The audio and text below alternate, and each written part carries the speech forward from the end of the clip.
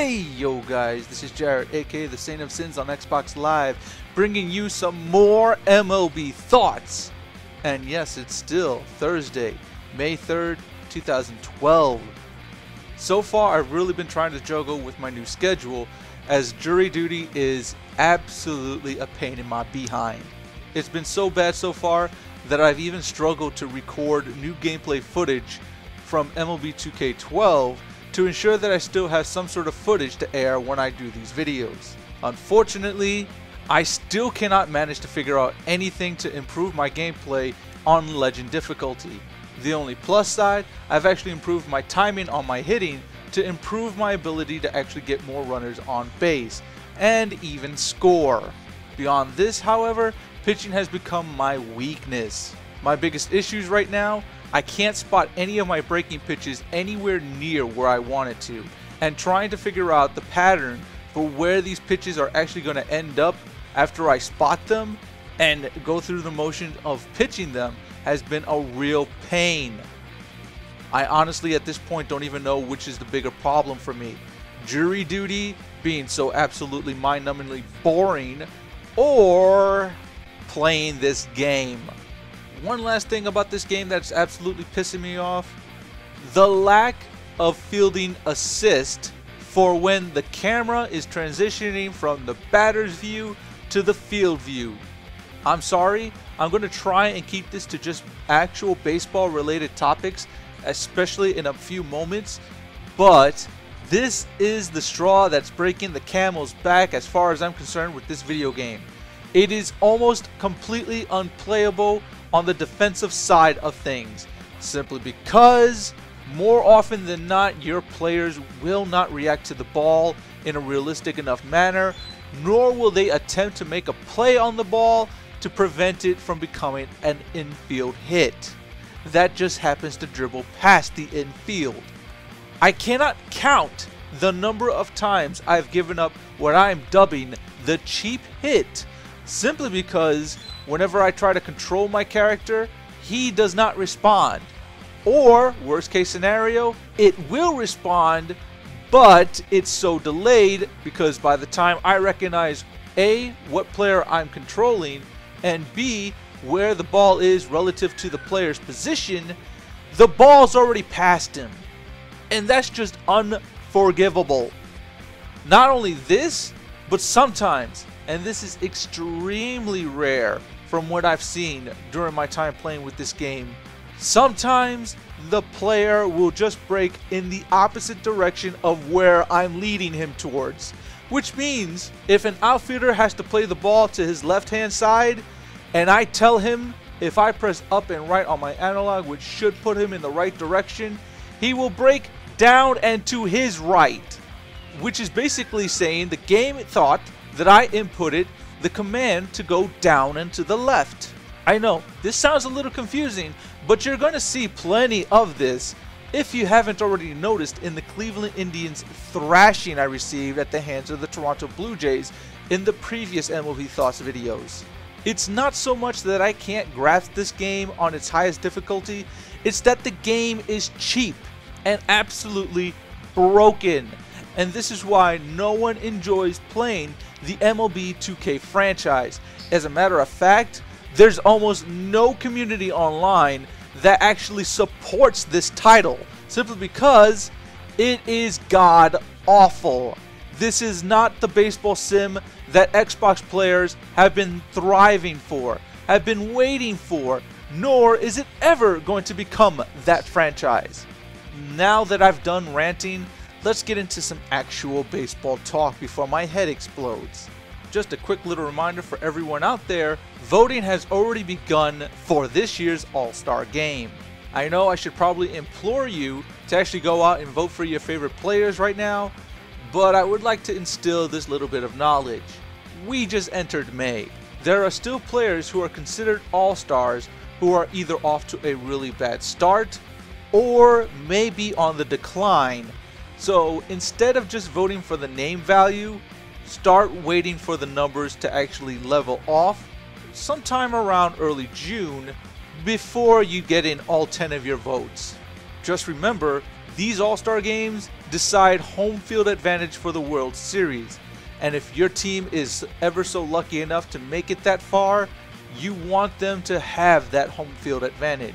And the best way to ensure that is to get the hottest and most consistent players right now in the All-Star game, as opposed to who you think is an All-Star simply because of their name value and their past accomplishments.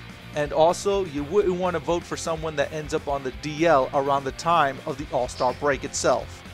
And speaking of the disabled list, unfortunately for Giants fans, their team is looking to fill that roster up, as Pablo Sandoval will be heading to the 15-day DL with a broken bone in his left hand.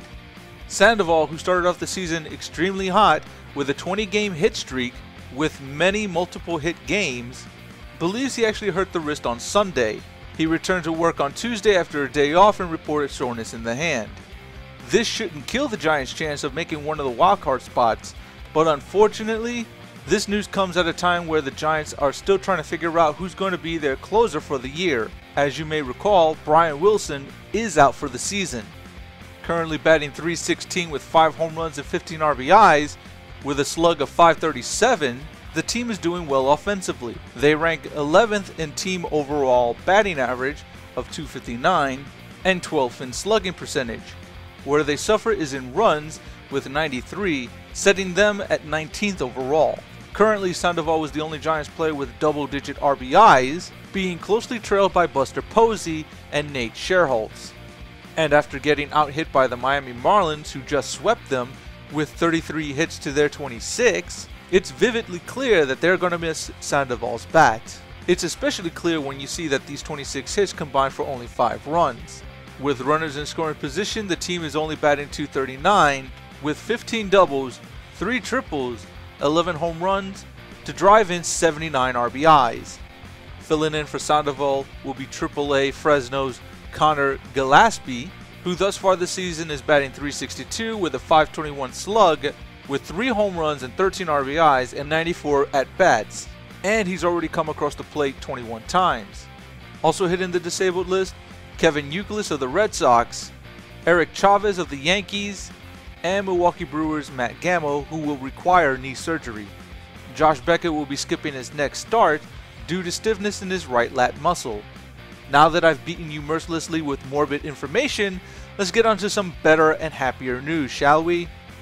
Well, happier if you're fans of the following teams: the Angels, the Rockies, the Nationals, and the Braves. Let's begin there, as Roy Halladay would go 5 1/3, surrendering 8 runs on 12 hits, but would still manage to get some huge run support from his offensively anemic teammates, as Tommy Hanson would go 3 2/3, surrendering 4 runs on 8 hits with 2 walks. With the Braves holding on to a 13-12 run game as a win in their back pocket, Craig Kimbrell, however, would get his first blown save of the season, surrendering an RBI infield single to Shane Victorino. The Braves would make up for this fumble from the bullpen in the bottom of the 11th, where Chipper Jones would hit a 2-run walk-off shot to end the game.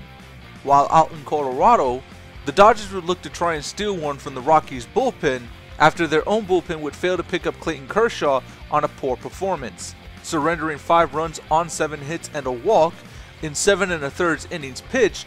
Kershaw would surrender 3 home runs, but the biggest one of them all would come off of Scott Elbert, as he would surrender a 3-run walk-off shot to pinch hitter Jason Giambi. Meanwhile, out in Washington, J.J. Putz would fail to pick up Joe Saunders on a tremendous outing on his part by blowing his second save of the season. Surrendering a leadoff double to Bryce Harper in the bottom of the 9th, Putz would then strike out the next 2 batters he would face, before giving up a walk-off 2-run shot to Ian Desmond. And finally, last night's biggest highlight of them all, the Los Angeles Angels of Anaheim finally putting up big runs on the board to back up Jered Weaver and his no-hit performance against the Minnesota Twins. Collecting 15 hits, 9 of which were off of Twin starter Liam Hendriks, the Angels would post up 9 runs on the board. Unfortunately, Pujols would only contribute 1 hit and no RBIs. The biggest producer offensively for the Angels was Howie Kendrick, who would go 4 for 4 on the day with 3 runs and 3 RBIs. He would collect his 4th home run of the season, a 3-run shot in the 4th off of Alex Burnett. But better than all of that would be Jered Weaver's sterling performance, throwing 121 pitches to fan 9 while collecting his 4th win of the season. The only blemish on the night would come in the 7th inning off of Josh Willingham's bat, who would battle from a 1-2 count to draw the walk.